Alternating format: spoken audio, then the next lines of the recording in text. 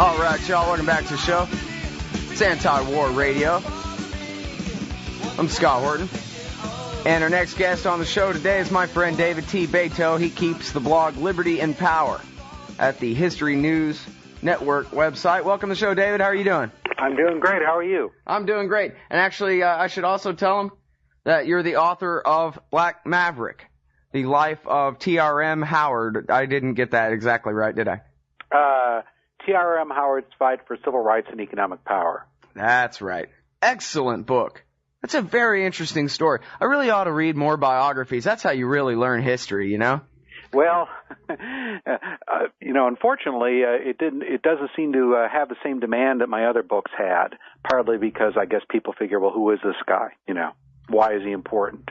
And it was, and that's an issue, I guess, that it was a lot of fun writing it, but I just don't think it got the kind of attention that another book like Taxpayers in Revolt or From Mutual Aid to the Welfare State would get now. But it was a lot of fun writing it.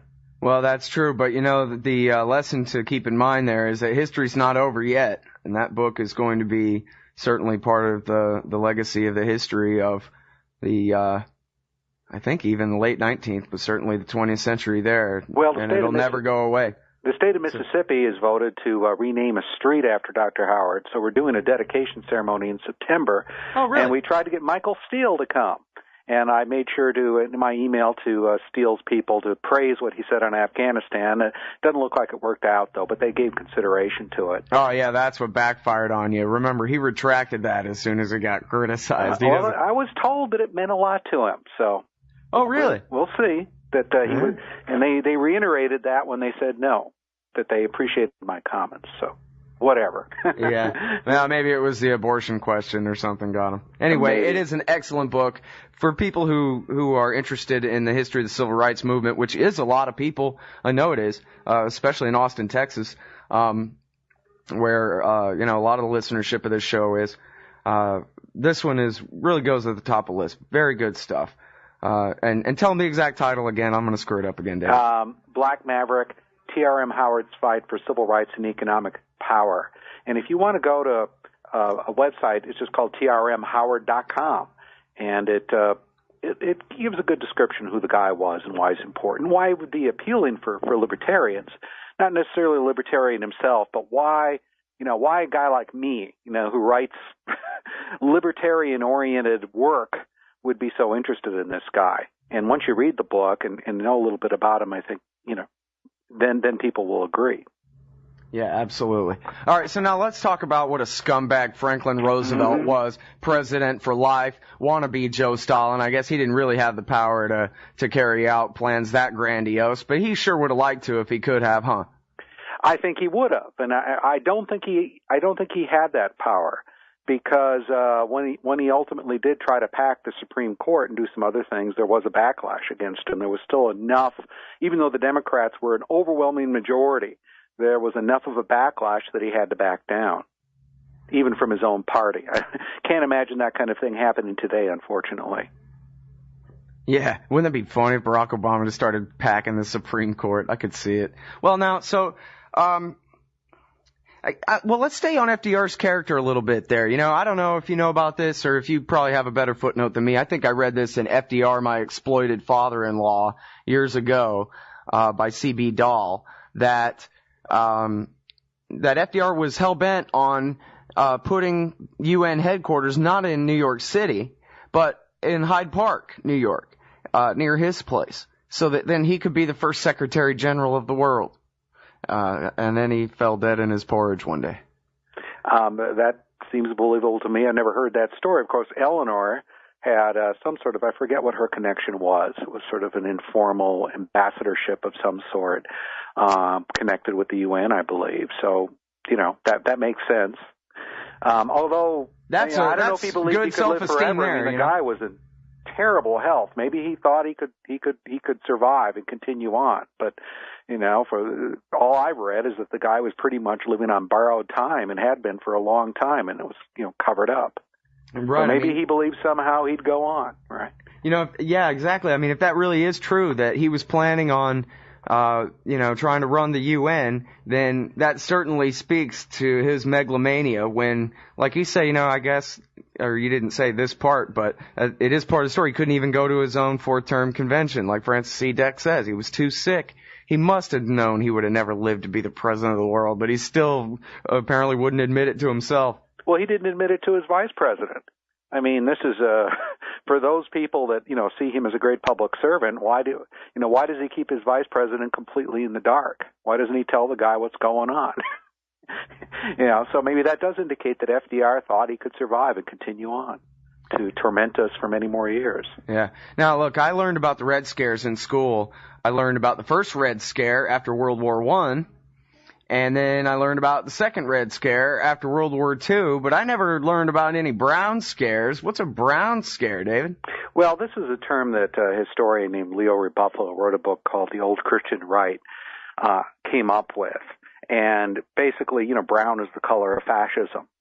So red is the color of communism. So if you wanted to smear somebody during the McCarthy era, at least this is what did happen and what's emphasized, you would often say, well, you signed a petition, or you knew a communist, or, you're vaguely leftist, therefore you're a communist, and you smeared them with that, with being a red, unfairly in many cases.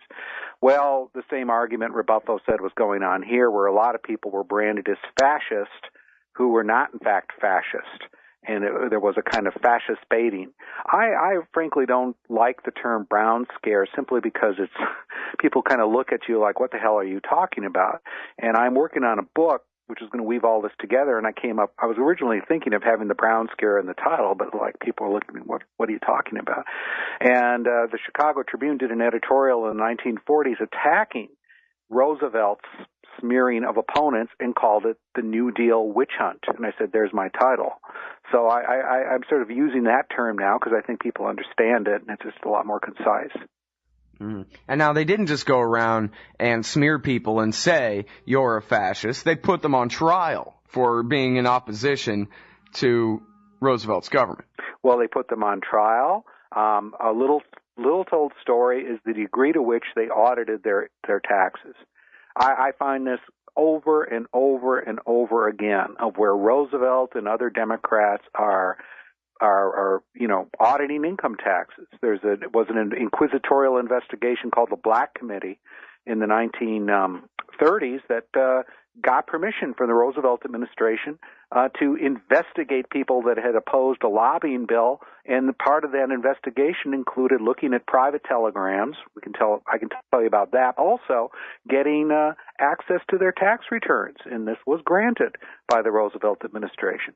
There were other committees that came along later that were not pushing a New Deal agenda and wanted also to get access to income tax reform returns of specific people being investigated, and Roosevelt refused.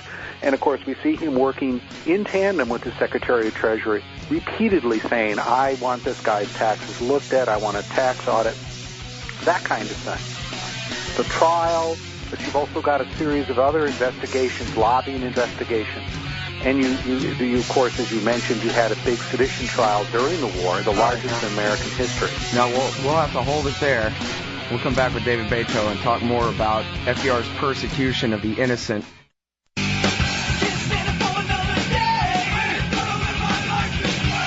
All right, y'all.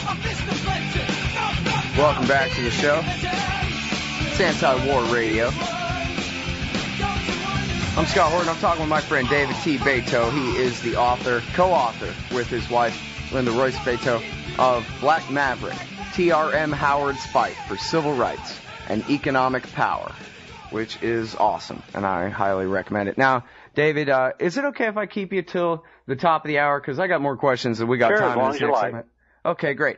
So before we get into Rumely and some of the other examples of these bogus show trials, I wanted to ask a little bit, because we were talking about the Brown Scare and whatever, where they wanted to call anybody without power who opposed Roosevelt neo-Nazi or actual Nazi. I guess that was before anybody would be a neo-Nazi. But it's sort of like the thing with the Red Scare, right, where at the beginning, at the second Red Scare anyway, at the beginning they kind of went after the big foundations and the big banks and the role of Chase Manhattan and the Bank for International Settlements and making sure that Lenin always had all the capital he needed to enslave more people and that kind of stuff. And then it ended up devolving into, hey, let's persecute an army dentist because, his cousin is a communist or used to be or some ridiculous kind of thing. And so I wonder whether, when we talk about the Brown Scare, I don't even know if you accept that premise, but anyway, that's me. And then, but when we talk about the Brown Scare, never mind the lowest member of the America First Committee or something like that. Well, what about some of those same bankers? For example, there's a book called The Plot to Seize the White House by Jules Archer that says that America almost became a fascist dictatorship in the 1930s, that there was a plot between some mostly Wall Street people to put General Smedley Butler in the White House as the co-president and basically do a military coup and take over the country. Well, I'm not sure if I buy that. I haven't done a lot of investigation of that, but what I've seen is a lot of this is just sort of innuendo. I'm not sure I buy there was an actual fascist plot to seize the White House, or that if there was, that it was a very serious issue. Now, there is an argument, though, that some of the Brown Scare, in some sense, started for not entirely nefarious reasons.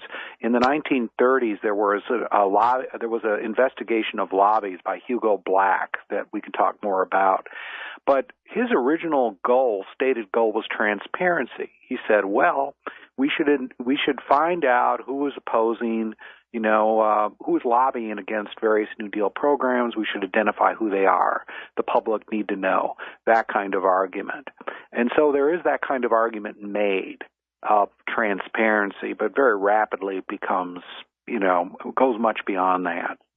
Into an effort to intimidate people. And frankly, I think that was part of it from the beginning, but I think there was a legitimate argument made at the beginning. Well, didn't you tell me one time before that one of the main guys who pushed this story of the alleged coup d'etat plot turned out to be the only man who was ever proven to actually be a KGB agent in the American Congress? Yeah, that's Martin Dickstein, who was a congressman from New York and was the first head of what later became the House Un-American Activities Committee, interestingly enough. And we know, really, we have evidence that he was the predecessor to Dyes. And we have evidence that it's totally, KGB archives, that when they were able to go into them, they found this guy was on the take, had been for many years. And so he's the only congressman, we know of that was actually on getting money from the Soviet Union. And what exactly was his role in the coup plot story? Well, again, I haven't looked a lot at his specific role, but he certainly was an anti-Nazi hunter and saw himself that way. So from the early 30s on, he is saying we need to investigate German immigrants to the United States who are involved in various organizations, Italian immigrants. We need to investigate sort of alleged Nazi plots, right-wing plots.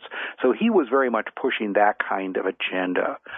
We need investigations of these subversive elements, right?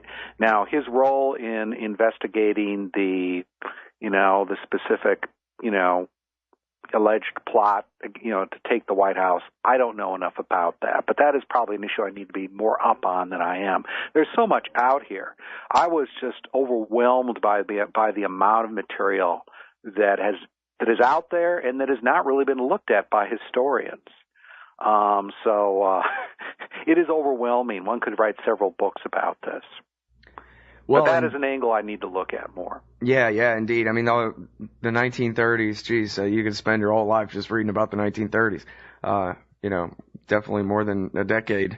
But Roosevelt's dirty tricks, or Roosevelt's investigations, or all of this stuff. Yeah. And how controversial it was and how much opposition there was to a lot of this stuff, right. too, was interesting. See, that's the thing that goes untold is just how, I guess they tell us what a revolution the New Deal was, but it's always spun in the way of like, here was a rich plutocrat, top hat wearing type who turned his back on the betters of society and did the right thing by way of the little guy that demanded that the government finally step in and help him. And so there's so much of that spin built into it that the story of just how much of a revolution in power took place gets lost in the narrative, and just as you just said, how much opposition there was to this. Yeah, and eventually some people on the left, some liberals, started to turn against a lot of this stuff.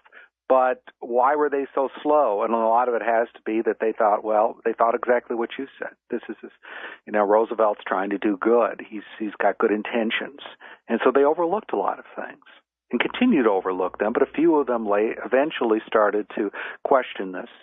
A lot of this didn't really start happening until the early 50s, though, when they were interested in saying, well, we're defenders of civil liberties across the board. And so they were, because, you had McCarthy and so forth, it led to some people on the left to eventually start questioning what they had been doing and what they had been sanctioning in terms of these investigations of people on the right.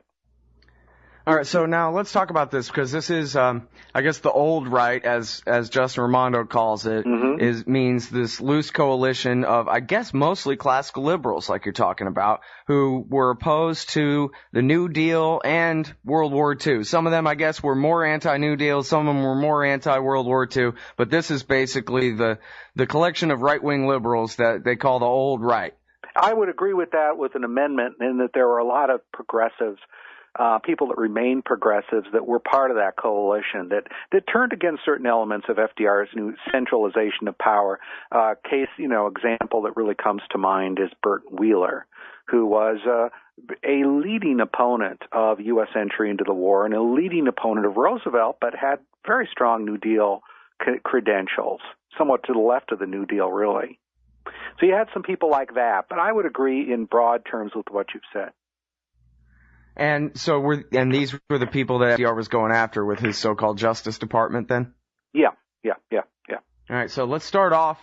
We still have just maybe 2 minutes before the break here, if I'm lucky. To start off, tell us about who this guy Rumely, tell us who he is, and we'll talk about what happened to him when we get back. Oh, he should be held up, I think, as a great hero in standing up to government power, regardless of where this guy may have stood on particular issues. Rumely was had been a very wealthy man, started a tractor company, ran the New York Mail, which was a newspaper in New York. Anyway, he was a progressive. He'd been a big fan of Teddy Roosevelt. But like a lot of those guys, interestingly enough, he turned against the New Deal in the 1930s because he thought it was destroying the free market and centralizing power. Well, Rumely teamed up with Frank Gannett, who was the famous publisher of, now we have the Gannett newspaper change, and they formed a committee for constitutional government to fight FDR's plan to pack the Supreme Court. And I hear your song coming up, so I guess I could finish the story after that. Okay, right on. So now we know who he is. We'll find out what happened to him and some others. David T. Beito, right after this, y'all. Anti-War Radio. I'm Angela Keaton for LibertyStickers.com. Admit it, our public debate has been reduced to reading each other's bumper stickers. So visit LibertyStickers.com and find great stickers like, "The surge is working. On you. What happens in Vegas stays in a government database forever. The right is wrong, the left is stupid. Barack Obama, bloodthirsty warmonger. LibertyStickers.com, that's 877-873-9626, LibertyStickers.com. Everyone else's stickers suck. I'm about to have a nervous breakdown. My head really hurts. If I don't find a way out of here. All right, y'all, welcome back to the show. It's Anti-War Radio. I'm Scott Horton, and on the line is my friend David T. Beito. He keeps the blog Liberty and Power at the History News Network website. And we're talking about the so-called Brown Scare, the New Deal era witch hunt. And particularly now we're on the story of a guy named Rumely, who on the day that Franklin Roosevelt announced his court packing plan, he said, so the Supreme Court won't go along with saying whatever I do is constitutional, then we'll just increase the number of people on the court, which the Constitution allows the Congress and the President to decide that, and we'll just increase the number of people on the court to 19, and we'll appoint all loyal New Deal Democrats, and they'll do whatever I say. And on that day, this guy founded an organization to try to put a stop to the madness. Is that about where we left off, David? That's about right. Roosevelt felt very puffed up at this point because he had the largest majority I think any party has had since, I don't know, maybe early 19th century or something like that. And he felt like, okay, I've got the Supreme Court. They struck down the National Recovery Act, the Agricultural Justice Administration. I'm going to pack the court. And, of course, he said stuff like, they're overworked, they're too old, I'm going to help them out. Nobody believed it. And there was a reaction against it. And the key force in fighting it was this Committee for Constitutional Government under Rumely. He was the manager. Gannett provided the money. And it had really the first significant direct mail campaign in American history and was instrumental, I think, in defeating the court packing plan and a later plan to reorganize government. It was also instrumental in defeating that. And the New Dealers were extremely angry about this. There was a guy named Sherman Minton in the Senate who was the most loyal New Dealer you could find in the Senate, who would push the court packing plan. And Minton said, we're going to investigate this organization, this lobbying organization. And that's what he did it as. He was head of a lobbying committee. His predecessor had been Hugo Black, the Supreme Court justice who had been a U.S. Senator. Briefly, Black had used extremely inquisitorial methods, including seizure of private telegrams, copies of private telegrams, which Western Union was required to keep by the government. He seized these in dragnet subpoenas, private telegrams, and used these against political opponents. It was the most outrageous violations of privacy he could find. So Minton was his protege. Minton was now chair of the committee. He said, I'm going to investigate Rumely. He sent investigators down with a dragnet subpoena to the offices of the Committee for Constitutional Government, started to go through files, copying files, and these dragnet subpoenas meant you could just walk around and look for anything, right? And that's what he did.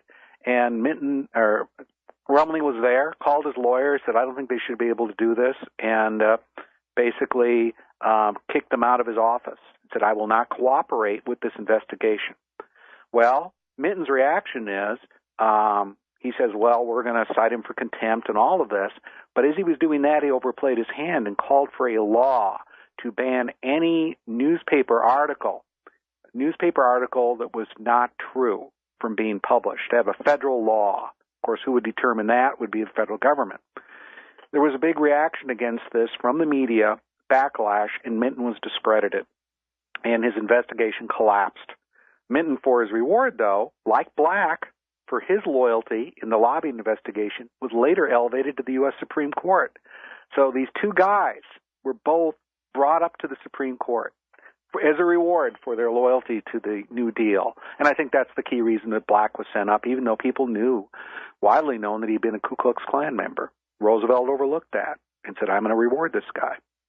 And then Truman rewarded Minton and put him up on the court, too. So this all continues. There are a series of these investigations. They culminate in 1950 when Rumely is called in before a U.S. House committee, and he is told, okay, you sell books. Your organization sells books. What he did was he said to people who wanted to contribute under $500, he said, why don't you contribute in the form of purchasing books in bulk, and then we will distribute these books. And the book he used was John T. Flynn's book. He republished it. Flynn's book called The Road Ahead. Flynn was a great sort of classical liberal, anti-war guy, and he distributed this book around. The committee distributed this book. Well, Rumley's called in. He's asked by the committee, he says, tell us who purchased these books from your organization. Rumley said, I will not on First Amendment grounds. He was cited for contempt. He was convicted by court, and this conviction was later overturned by the Supreme Court. Ironically, Hugo Black was one of the guys that wrote the opinion overturning the conviction. And so Black is an example of a guy, I think, who'd been a real witch hunter. And he kind of eventually sort of said, hey, wait a minute. He never really admitted I'd been a witch hunter, but he basically overturned a committee contempt citation for basically the same kind of thing he was doing earlier. Right. Well, ambition must be made to counteract ambition. Mm-hmm. Well, so now how widespread was this? Did you talked about the IRS persecutions and whatever. Did people actually go to jail on false charges of being in it with Hitler? It's not like they prosecuted the people over at Union Banking Company or anything. Well, yeah, there were people that went to jail for income tax evasion. People like the publisher, I believe he went to jail. I'm not sure about that 100%, but I think he did. Walter Annenberg, who was a leading publisher in Philadelphia that was opposing Roosevelt, and he had his taxes looked into. The people that went to jail during the war were in the sedition trial. Well, actually, they didn't go to jail. They were prosecuted for sedition, and the trial ultimately collapsed because there was again a public reaction against it. It was a circus atmosphere. The judge died. That didn't help. And the whole thing just sort of fell apart eventually because it was the largest mass sedition trial in American history, and the government charged that about 30 assorted right-wingers were part of a worldwide Nazi conspiracy to encourage subversion in the armed forces and overthrow the U.S. government. And these guys didn't even know each other. You know, these are a bunch of crackpots by and large who didn't even know each other. They came from different parts of the country. They were taken and brought to Washington for the sedition trial, which was dubious enough, right?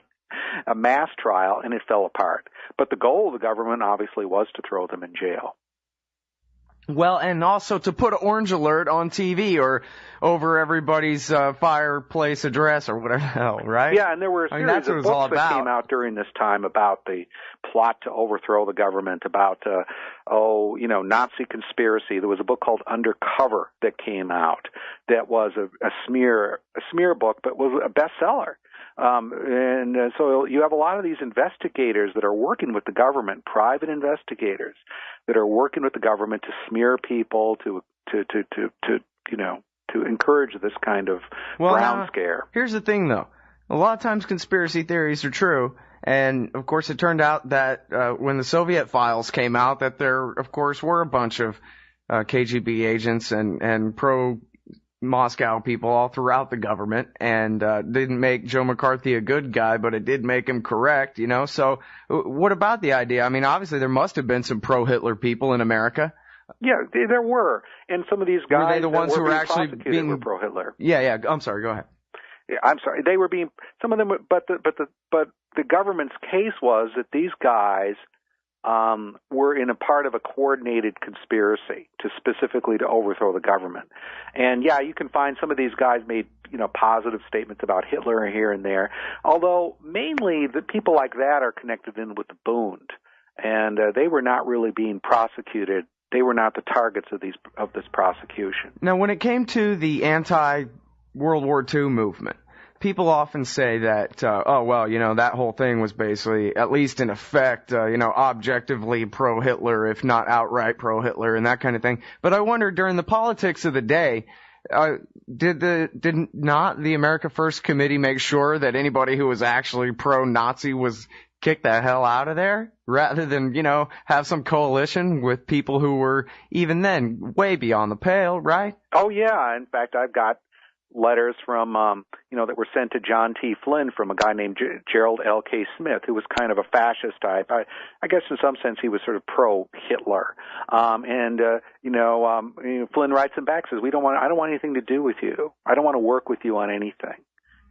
People like you are part of the reason that we, as an organization, had such difficulty, because there was always an attempt to smear them.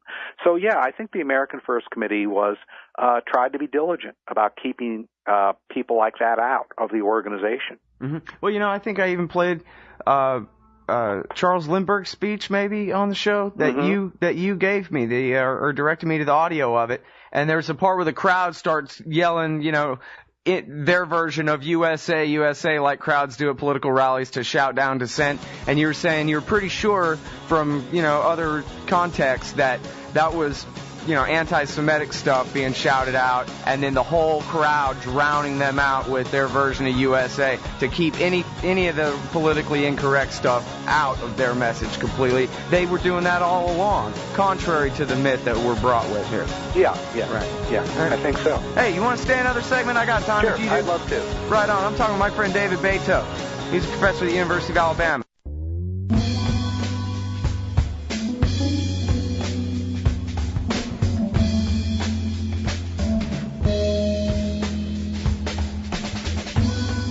Hey everybody, it's Anti-War Radio. We're starting hour 3 here.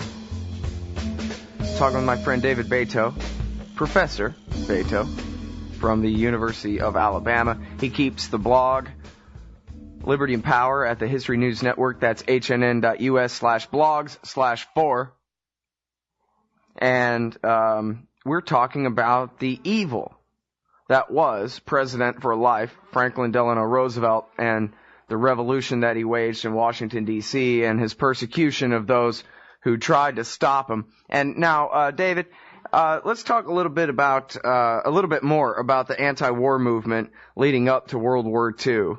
Of course, it's hard to get an anti-war movement going when Democrats are in power, right? It seems certainly that's the case in our time. Is that the same thing in the 1930s? Yeah, I mean, because a lot of people that might normally have been sympathetic to it were so pro-Roosevelt that they weren't going to make that leap. You also have sort of a division in a way too, because the communists were anti-war at certain times, and at other times they were incredible warmongers. Hey, so you have these interesting divisions. Yeah, that's a really funny little anecdote or side story there. Why don't you tell that for the people who aren't familiar? I like it. Well, in the late 30s. The communists were very much into, well, they were always the main goal of the party was defend the Soviet Union. It was a puppet of the Soviet Union. That's where the American Communist Party got its money. So originally they were very much, the democracies must stand up to Hitler, et cetera, right? Well, then after the 1939, the Hitler-Stalin non-aggression pact came in. And of course, they cooperated in dividing up Poland and the Baltic republics and so forth. The communists suddenly turned on a dime, almost overnight, and said, "Well, now we need to stay out of this. This is a traditional imperialist war." They had slogans like "The Yanks aren't coming." Well, they switch again. In 1941, in June, when Nazi Germany invades the Soviet Union, and they become the most pro-war party imaginable. And also, the communists during the war, this is a little known story, were the ones really pushing the hardest for sedition investigations, for prosecutions, for any basically repressing any sort of anti-war sentiment, not only coming from the right, but from pacifists. And so the party was intensely pro-war, even before Pearl Harbor, saying we need to get in this, and anyone that criticizes this war is a fascist, and they need to be thrown in jail, basically. Well, there's a collection, I'm sure you've read, the collection of essays by Garrett Garrett for the Saturday Evening Post entitled Defend America First. His anti-war essays, and really the thing that's most striking about it to me is that just in the plain English, the way he calls out exactly what's going to happen to America if we get into this war, and how, last time we were somewhat able to demilitarize, but after this one we won't. We will have a military government in effect from now on, and that really is basically exactly what came true, right? It's not since September 11th, it's since Pearl Harbor that we've had this permanent national security state and all the welfare recipients known as the military-industrial complex that go along with it. Well, a lot of the criticisms are very prescient but understandable. A lot of these, World War I had been a recent memory. And everyone remembered all the abuses of civil liberties and what had happened during that war. And, of course, there had been a big reaction against it. And now, people like Garrett are saying, well, the other side has recognized this as well, and they're not going to let this retrenchment happen again. All right, we're going to go to war, and we're going to continue this national security state after the war. So they were right. That's what happened. Yeah, I actually was reading George Carlin's memoir, and he was saying the best time in America in his lifetime was between 1945 and, say, 1951 or whatever, I guess, 1950, before Truman, conjured up the Cold War. Really, there was sort of a tiny bit of period of return to normalcy, but then they made sure to switch it back the other way again. Yeah, I think there was a brief time where you did have substantial demobilization, and this has been written about. You had an economic, the beginnings of the post-war economic prosperity began in that period of 45, 46, 47. People on the left were predicting the Depression. They said you cannot end this spending. But basically, Truman and the administration, the public was overwhelmingly, we need retrenchment. And they gave it to them. So there was a big cutback in government spending. Now, again, you still had troops in Western Europe. You still had the military was much larger than it had been before the war. You still had a draft for a while. You still had some price controls. But there was a big cutback, which all the pro-New Dealers warned about and said we were going to have a depression. We didn't have a post-war depression, I think in part because there was a massive retrenchment in the size of government, at least compared to the way it had been during the war. And then they said, hey, look at all these tax receipts. We got to spend this money on something. Hey, we just finished saving the Soviet Union and helping them conquer all of Eastern Europe. Maybe we could have a containment policy to waste this money on. Yeah, and there was a big war scare during the Truman administration, where, in fact, there's been a lot of interesting work done about that, about this war mentality that was stoked up, and of course you get the beginning of the second Red Scare during that period as well. It doesn't begin with McCarthy; he's not even really a player on that stage till about 1950. But right. Before that, you do get the second Red Scare. And some of this is Truman's reaction to that, I think.